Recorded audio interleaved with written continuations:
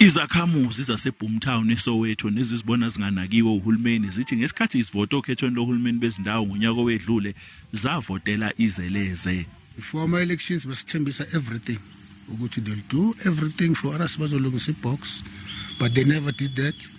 Instead besivotela esikolweni izakhini lapha.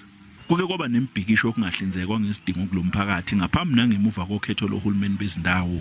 Ezinye izakhamuzi ezithola isibonelelo sikahulumeni nengasebenzi zithi zethenjiswa uguquko ngokuhlinzekwa ngesidingo ngaphambi kokhetho, kwathiwa zizothola ugesi wamahala kanye namanzi.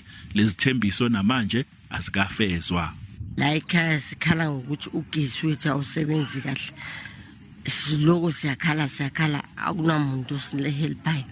Ngicela ukuthi ugovernment asinikeze nje noma isincephezelo especially futhi sethu segrant ayisasebenzi.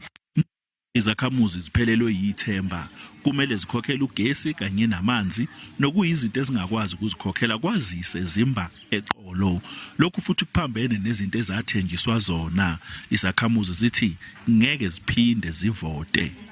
Hey, cha mina ngokuya ngami nje angiziboni ngivota nje, sengiphelele nje amandla ukuvota, ngibona ukuthi ngisazovota ngoba kuyafana ivoti lami alingikhulumeli lutho.